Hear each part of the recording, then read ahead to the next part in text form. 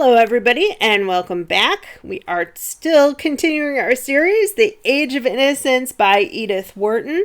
And in this lecture, we're going to talk about the blend of literary movements. So in the first lecture, I gave a summary of the book. The second lecture, I talked about some of the literary movements that people feel that this book should be categorized in. Regionalism, sometimes called local color. Fiction, naturalism, and then modernism. So today we're going to look at how those literary movements are kind of blended together and how they affect things like the setting and the characters. So let's get started. Setting in the Age of Innocence. I'm going to zoom in on this first. This is a picture of a political cartoon from this period, and this period was known as the Gilded Age. Now you can see various types of workers here, people from a factory, people from a farm, lesser gentlemen paying these huge taxes and part of their wages to these big tariffs and monopolies over here. And the cartoonist is comparing it here to serfs giving their wages to the nobles, right? So that's kind of an important idea. Now, those ideas of economics are not necessarily in this book, but they are, I think, in the background a little bit. So the novel is set during the Gilded Age of New York. This term people used for the period after Civil War Reconstruction to the turn of the century in the 1900s. So really that would consist of the 3 decades of the 1870s, the 1880s, and the 1890s. This was a period of rapid economic growth and industrialization, and also civil unrest due to population increases as immigrants from Europe came into the U.S., and there was still poverty in the South due to Reconstruction. The term the Gilded Age became kind of a derogatory term for a time when there were extreme gaps between the wealthy and the impoverished. However, we don't really see anyone living in poverty in this novel. It's really not concerned as much with those gaps of income or status. What we see instead is that this is the period where Wharton grew up and came of age. So she's part of a wealthy elite, and there's a little bit of nostalgia for her kind of long vanished America. Now, I mentioned before, clicked back over to my previous presentation, The Age of Innocence offered a momentary escape back to my childish memories, a long-vanished America. It was growing more and more evident that the world I'd grown up in and had been formed by was destroyed in 1914. So that's a quote from the author about the setting for her book. In this sense, we have the nostalgia that's often found in regionalism and local color writers, and we're going to talk about that in a moment. The only thing I want to say is that while we don't have people in poverty, we do have the threat of poverty kind of hanging over some of the characters. And they know that if they make certain decisions, if they choose not to marry certain people, or if they choose to have an affair, they really could be financially cut off from their family, and they don't have many options. So for someone like Newland Archer, who is a gentleman lawyer, would he be able to find a position in a New York City law firm? Probably not, if he were to lose that status of being a gentleman. The Countess Olenska, would she, if she had an affair or if she decides to get a divorce, she has no money from her husband and she has no money from her family. So that's what I mean by it kind of being in the background. There is this threat of poverty, but for the most part, it's really just showing you what life was like among the upper classes. So this is a gorgeous painting of what appear to be debutantes, or at least these three women in white from about the same time period. So you kind of see what their lives looked like. In addition to the nostalgic tone, Wharton was also known for remembering details in conversations exactly as they occurred. In fact, she wrote a short story that was kind of making fun of some of her friends. And they remembered the conversation that she was recounting and stopped talking to her for quite a long time because she was poking fun at them. So the details of the conversation in that case got her into trouble. But so she's weaving some of these conversations into a fictional narrative. But the use of verisimilitude, again, having things be very similar, or having details depict reality, and a particular interest in the customs of that particular population and that particular region of the United States. We have many conversations and bits of gossip remembered from her youth, as well as knowledge of architectural and landscape details that add to this realism. So, if you remember, as I said in my other lecture, Wharton was an interior designer and a landscape designer as well. And so she has some of these interesting details kind of dotted throughout. I'm going to post also a video for you guys of somebody looking at the movie version of this story, which has some of those same details in it. Newland and Allen are subject to much talk and scandal. A lot of the story is concerned with manners, customs, and the social conventions of the time. So in all of these ways, it really is, or could be considered, a regionalist or local colored book. In some respects, the setting, the verisimilitude, trying to have those realistic details, having conversations that sound like they are coming from those people at that time, and the nostalgic tone of some of the scenes. All of those add to the idea that it could be a regionalist book, even though it was written a little bit after that movement. Naturalism and setting. So naturalism, as we talked about, came a little bit after regionalism, but it's another kind of realism in that literary movement. The vanished America includes the values of old New York society that disappeared by the 1890s when new money began to replace old money, and old names were not as important. So we do have this scene at the end of the book that takes place in the 1890s, or possibly in 1900, after all of these changes have been put into place. And she's kind of trying to ask us, did these characters play out what fate had already decided for them, right? That's the real question of naturalism.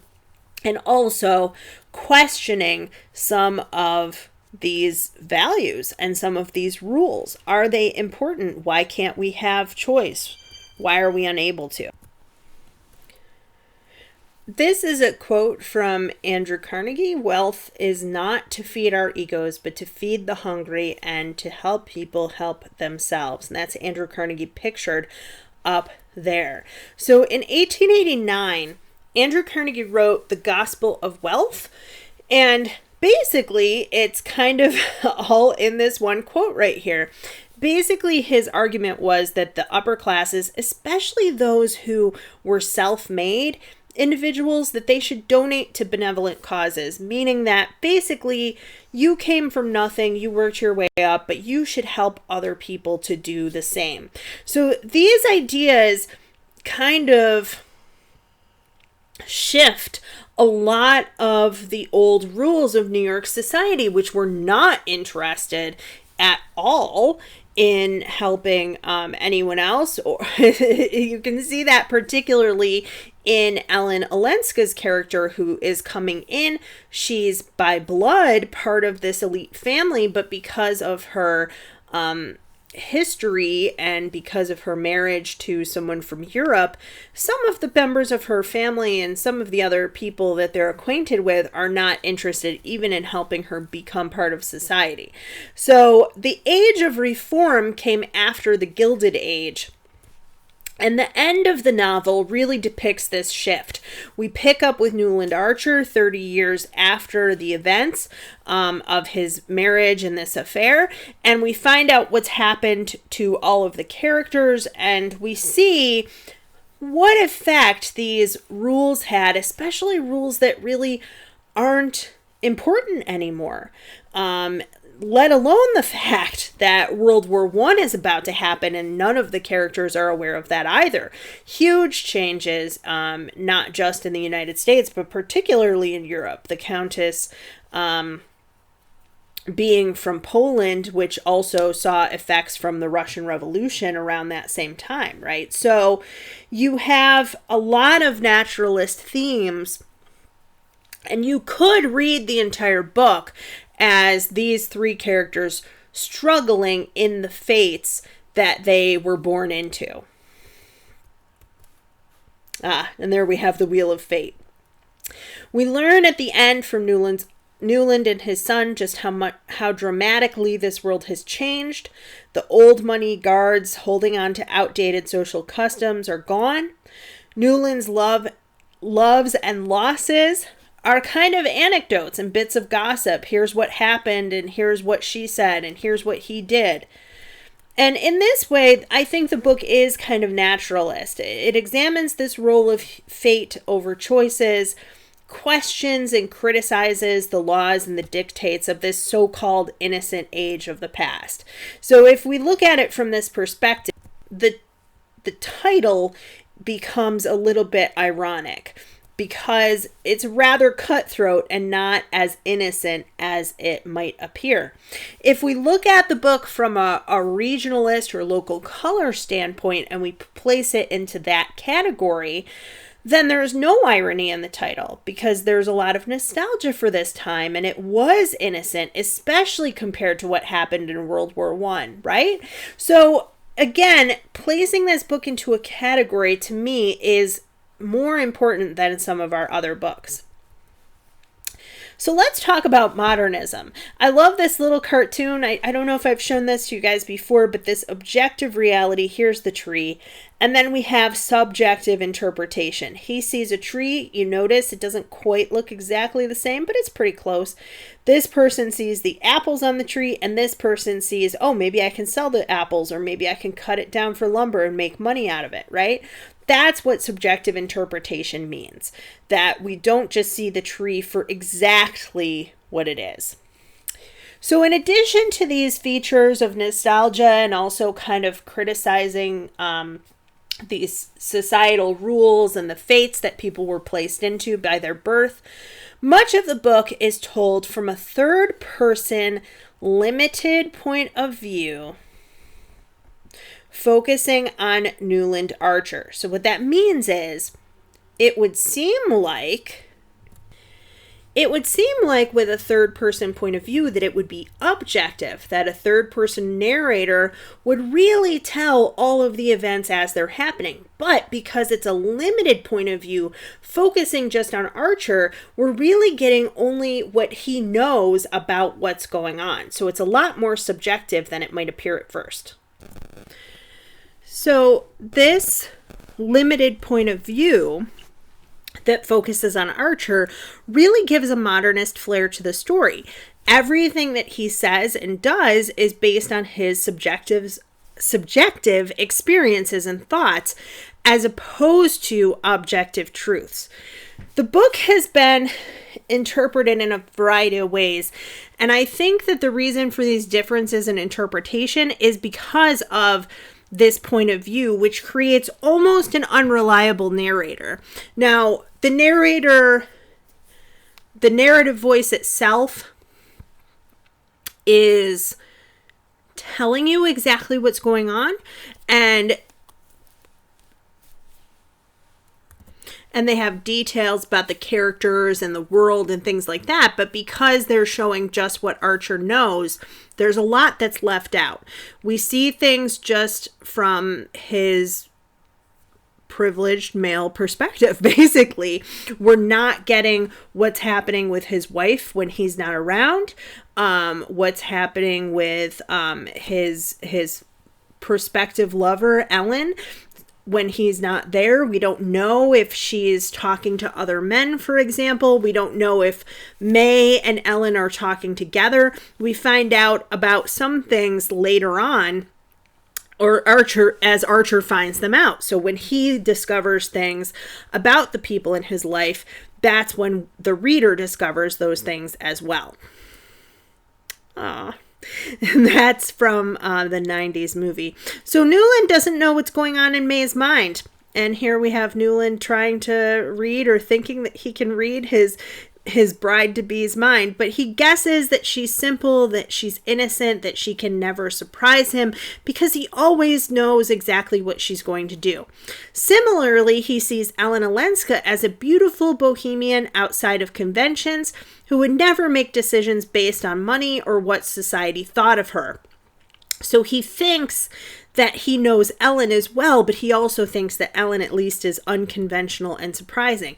Is he correct in either of these views? Well, I will say that the domestic realms of women are really hidden from him, as are their secret thoughts. And so I want you to consider these things as you're reading. Can you trust his impressions of people? Can you trust that what he knows is true? And really, I would say, I don't know. As a result, the reader is really unsure as to the objectivity or truth of any of his thoughts.